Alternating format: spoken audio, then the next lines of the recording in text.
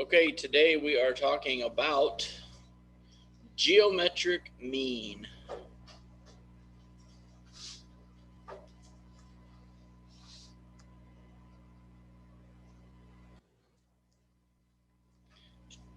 Geometric mean is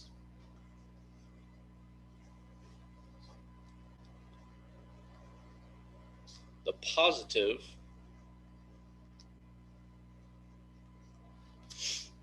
square root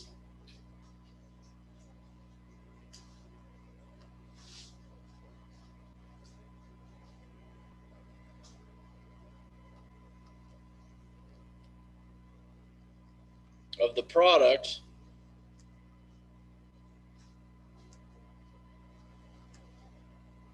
of two numbers.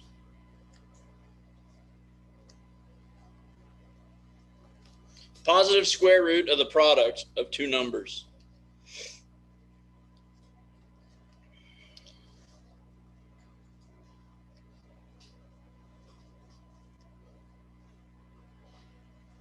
The geometric mean of two positive numbers A and B.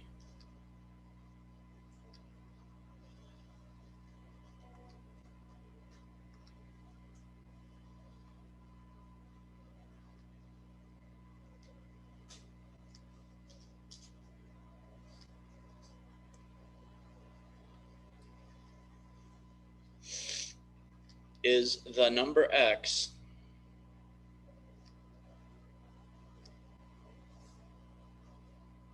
such that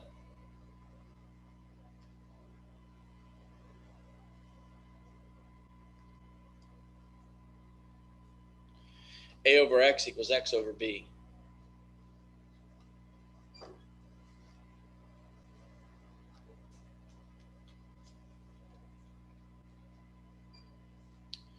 So if you have a proportion, and in order to solve a proportion, you crisscross multiply,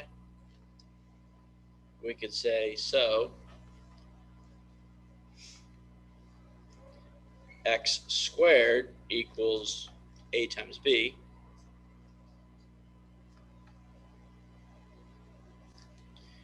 And if you were to solve that equation, you would find the square root of both sides.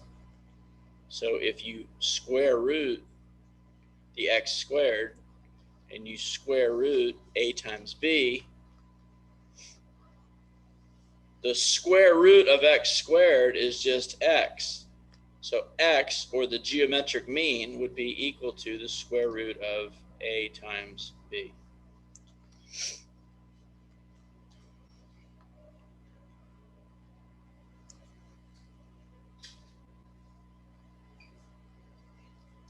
So if you had to find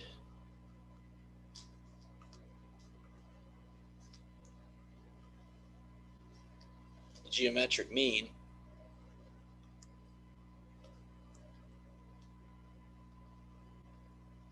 between, and let's say you were given 8 and 10.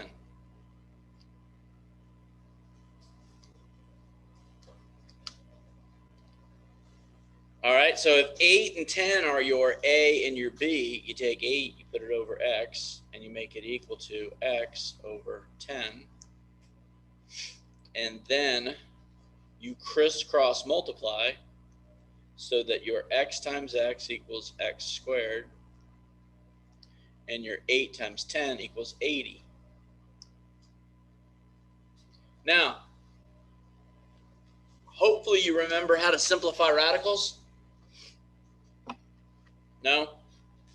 Largest perfect square that goes into 80 evenly. Do you all remember your perfect squares? Perfect squares. Your list of the first maybe 10 perfect squares. 1 is a perfect square, but we don't use it in factoring. 4 is a perfect square. 4, 9, 16, 25, 36, 49, 64, 81, 100. 121, 144, 169, 196, 225. First 15 perfect squares. So what you do is you find the largest number on this list of perfect squares that will go into 80 evenly. All right? So we take this x squared that's equal to 80. All right? We square root both sides. So we get x equals the square root of 80. And then we start dividing by 80 by all the numbers on this list. All right? And we're trying to find the largest number on the list that'll go into 80 evenly. Got it? Good. 80 divided by 4. 4 goes, but it goes 20 times. So you take 80 and you divide it by 9. Doesn't go evenly. So you take 80 and you divide it by 16. And it goes evenly. All right? And then does 25 go into 80 evenly? No. Does 36? No. What about 49? And what about 64? Those don't. So isn't the largest number that goes into 80 evenly the 16? So watch what happens here. This x is now equal to the square root of 16 times 5. Because 16 times 5 equals 80. So we can break this apart now and say that x is equal to the square root of 16 times the square root of 5. And we now have a perfect square under the radical. So we simplify it. And we get x is equal to 4 times the square root of 5. Because the square root of 16 equals 4, and the square root of 5 is already in simplest form. It has no perfect square factors. Remember it a little more now? No? Still not? Do you? A little bit? Good, good. You should.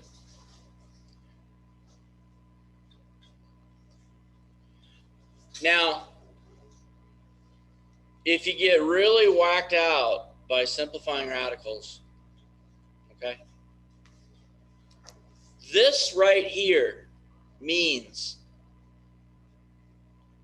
4 radical 5 means 4 times the square root of 5. So in your calculator, you push 4 times 5 square root, hit equals, and you get 8.94.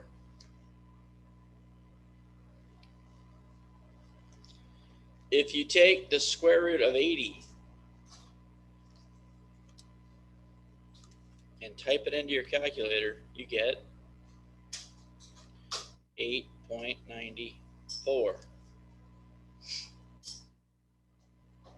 The reason I'm saying this is because if your answers are in this format, but you're just having a real hard time simplifying radicals, do you see that 4 times the square root of 5 is 8.94? And the square root of 80 is also 8.94? So if you had this as an answer, but your answer choices were only radicals that were simplified, couldn't you multiply them all and then match up your decimal answers? See where I'm getting? Okay. If you had something like, you came up with an answer, and your answer was the square root of 20. Okay? And it's a multiple choice question. And let's do 3 choices. Let's say that answer choice A was 2 times the square root of 10. That answer choice B was, let's make it 10 times the square root of 2. And let's make answer choice C 2 times the square root of 5. But you can't simplify radicals because you've tried, you just can't do it. So, what's the square root of 20 equal to?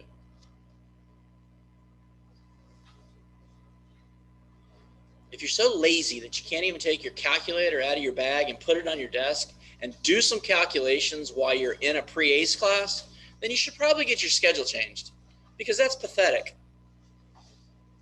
To just sit in here and wait for me to calculate the numbers that you should be calculating, and then all you do is just copy it down, whether I'm telling you the correct information or not. That's just lazy. What do you get for the square root of 20?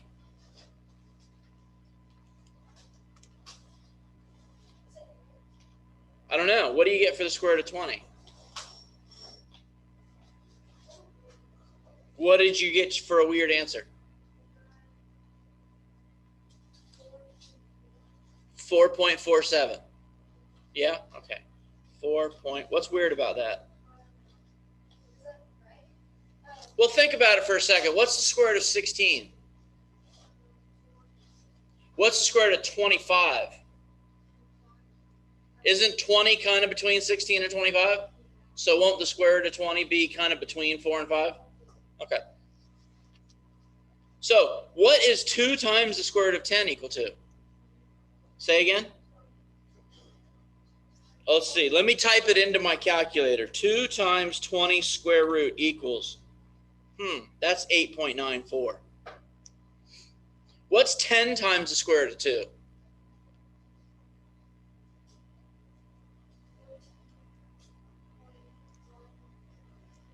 Okay, so is it A or B? What's 2 times the square root of 5 equal to?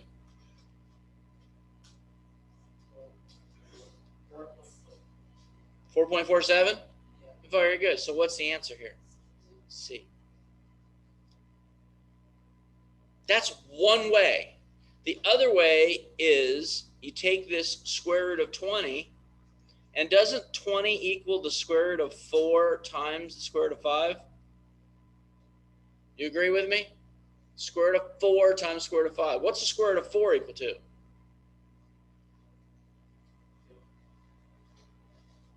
So the square root of 20 is the same as 2 radical 5 if you can simplify radicals. If you can't simplify radicals, you can find the square root of 20, and then you could find all these 3 products, and you can match up your decimals.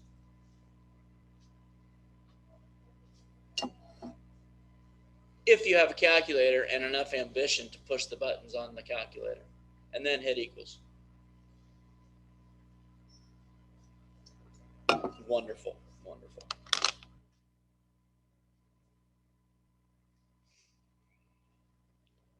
Geometric mean between 2 numbers. Let's do 5 and 45.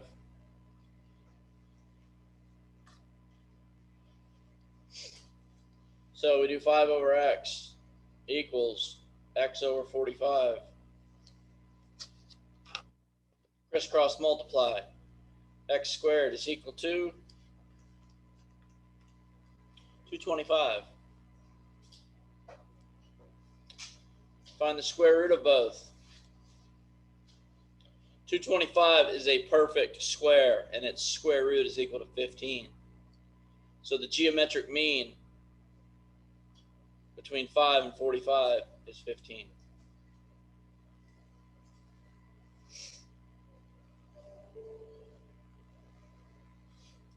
Geometric mean of 12 and 15.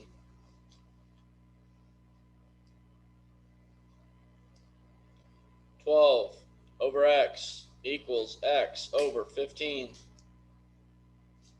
Crisscross multiply. X squared would be equal to 180. If you square root both sides, your x is equal to the square root of 180. And then you go back to this list of perfect squares, and you try to find the largest, or you don't try to, you find the largest number on that list that goes into 180 evenly.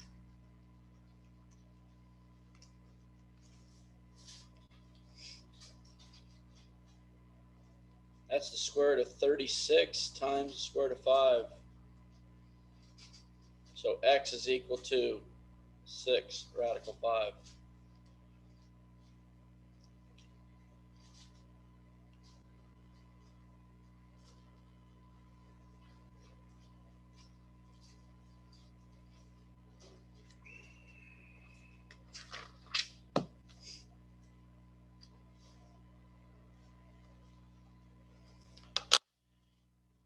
a couple of theorems now that you will use this geometric mean in these theorems.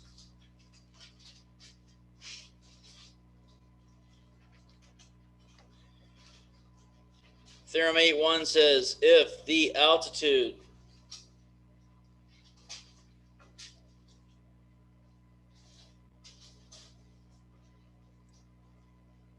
drawn to the hypotenuse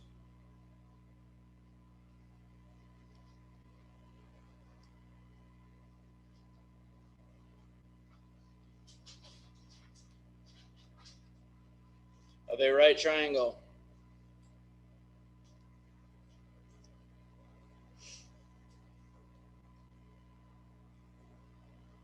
if the altitude, I'm sorry, there should be the word is right here.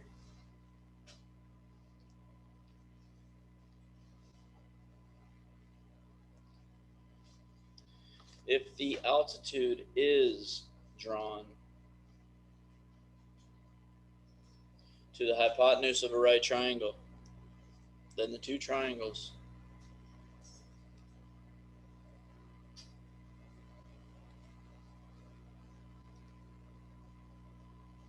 are similar to the original and to each other.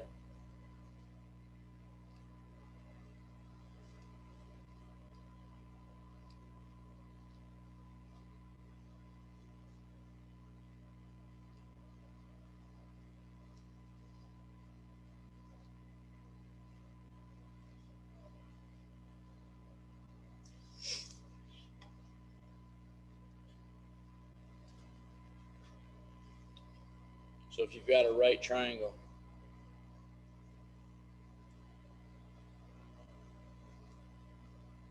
ABC,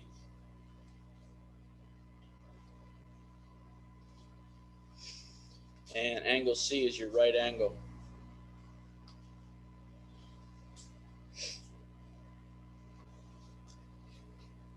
an altitude connects a vertex to its opposite side and it intersects it at 90 degrees. So if the altitude is drawn to the hypotenuse, in this right triangle, side AB is the hypotenuse. So if we draw a altitude to the hypotenuse,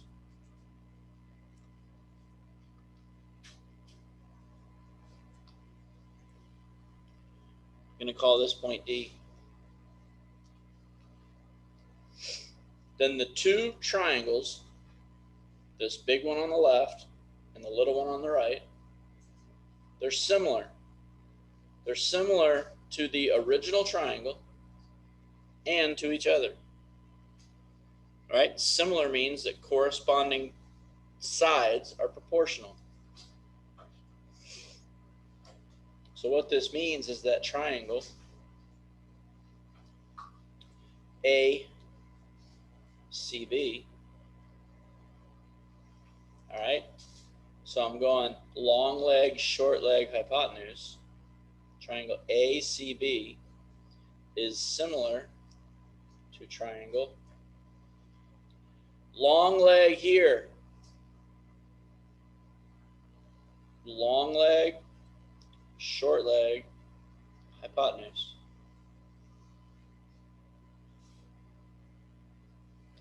This triangle is going to be ADC. And it's going to be similar to triangle. Order of sides for the third triangle. Here's going to be your long leg,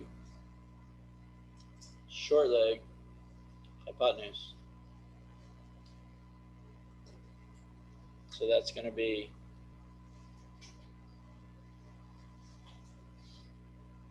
CDB.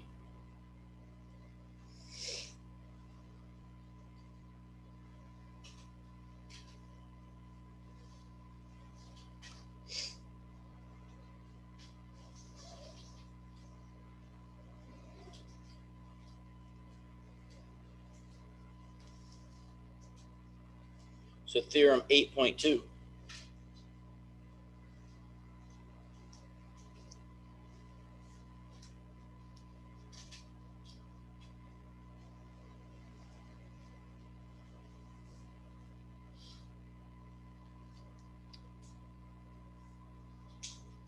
length of the altitude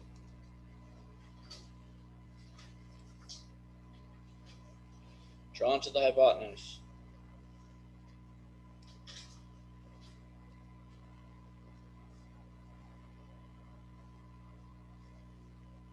of a right triangle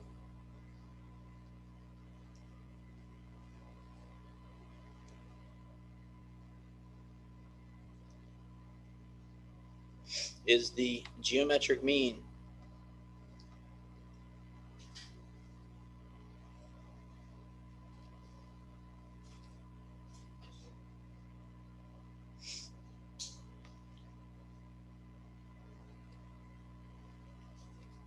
between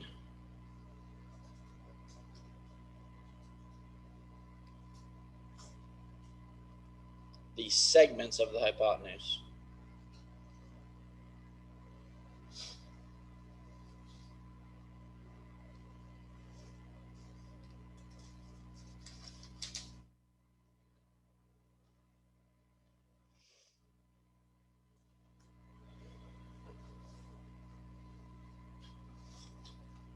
So in this triangle right here, this segment CD, altitude drawn to the hypotenuse, we're going to call it H. Segment AD, we're going to call it X.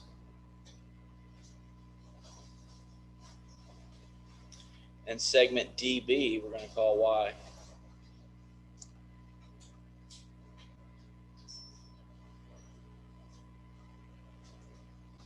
What this means is that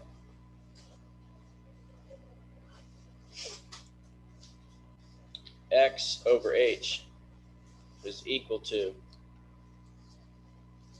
H over Y. Or H squared equals X times Y, which means H is equal to the square root of X times Y.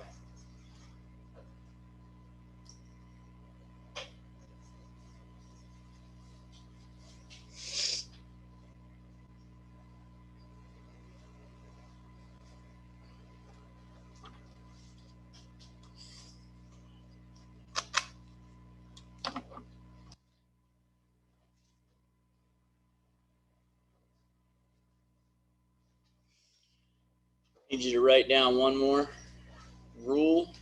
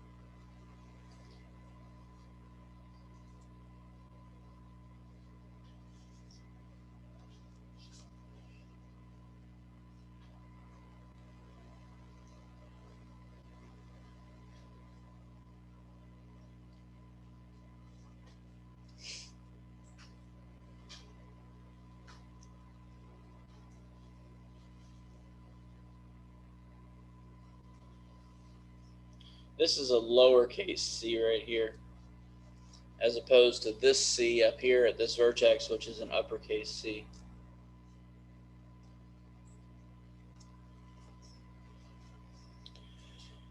Oh, the geometric mean leg theorem. The altitude drawn to the hypotenuse of a right triangle separates the hypotenuse into two segments. The length of a leg of this triangle is the geometric mean between the length of the hypotenuse and the segment of the hypotenuse adjacent to that leg. So here's what all of this means. B, right here. this side of this right triangle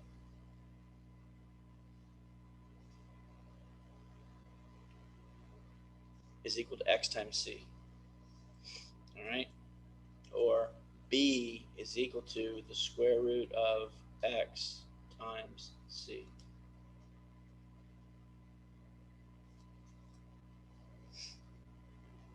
This leg right here, all right, this leg is equal to the geometric mean of this piece and the entire piece.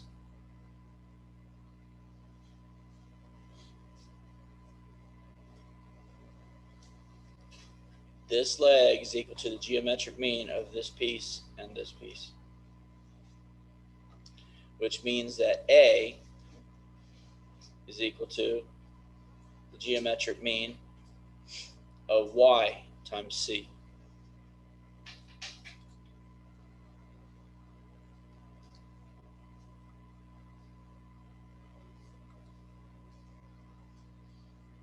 This leg is equal to the geometric mean of this piece and this piece.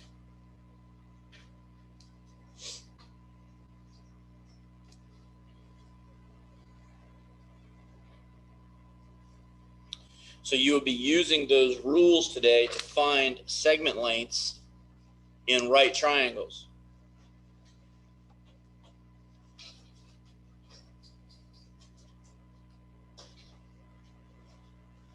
So right here, let's find x, y, and z.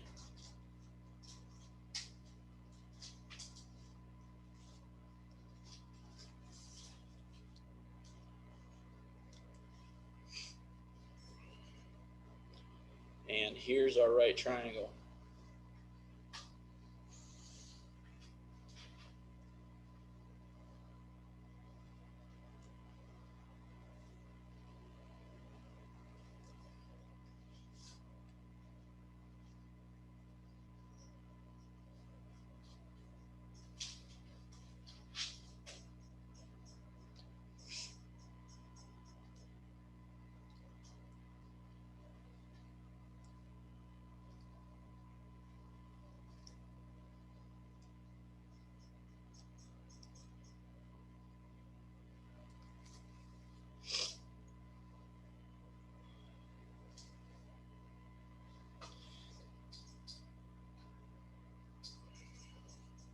The first dimension you want to get in here is this right here. The entire length of this hypotenuse. 5 plus 20, that's 25. So if we do this alphabetically, this x, this altitude drawn to the hypotenuse, is equal to the square root of 5 times 20.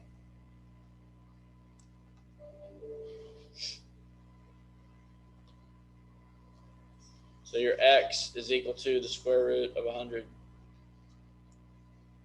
The square root of 100 is 10.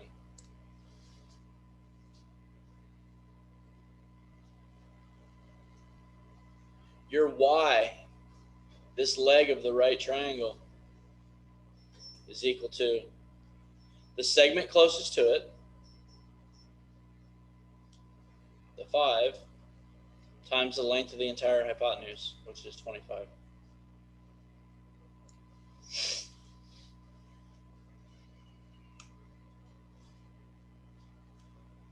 So y is equal to the square root of, since 25 is a perfect square, you can simplify this right now. All right, this is going to be 5, radical 5. Square root of 25 is 5. The square root of 5 is in simplified form. So y is equal to 5 radical 5.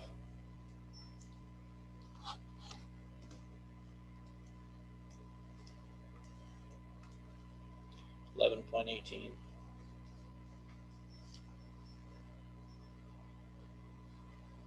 All right, your y right here, this piece, equal to the geometric mean of the closest segment of the hypotenuse and the entire hypotenuse.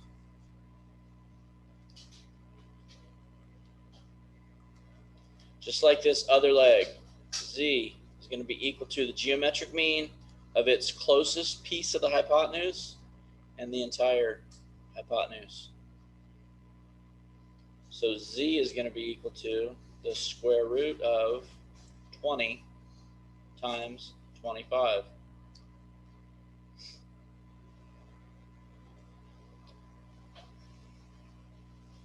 So z is going to be equal to the square root of 20 times 25. That's 500.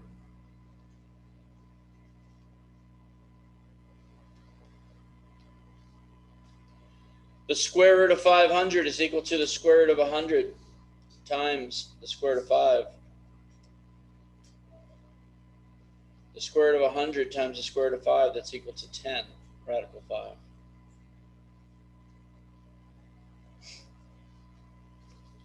So there's your x, your y, and your z.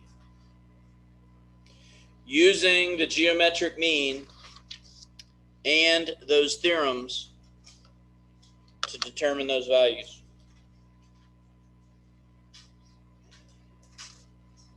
Are there any questions?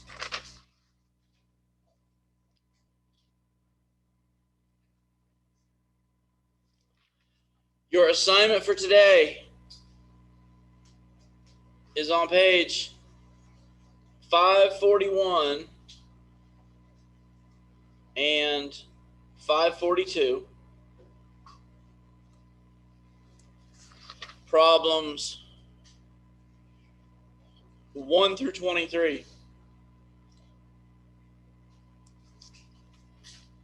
E-learners, I will upload those pages to Focus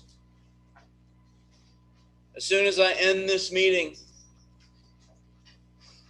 In class, people, you can access Focus here in just a few minutes to get the PDF.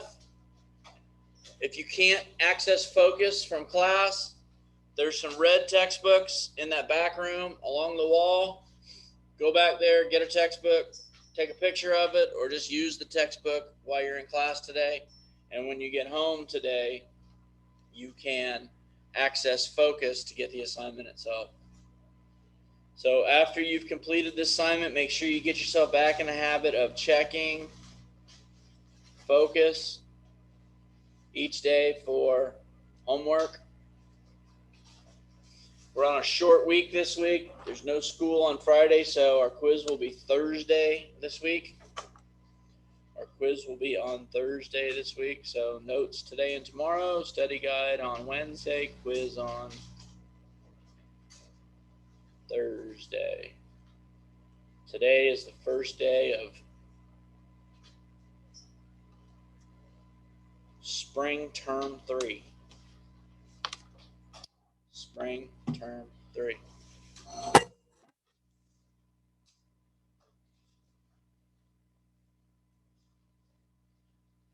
So let me get this uploaded, and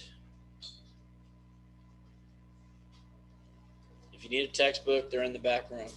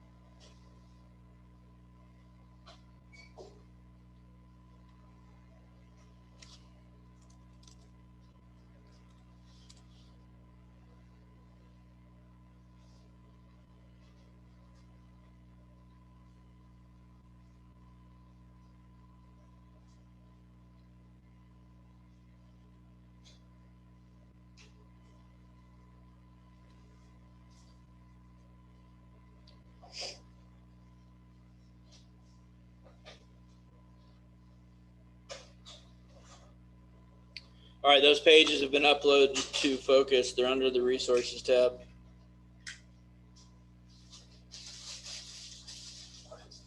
There's books in the back room if you need a book.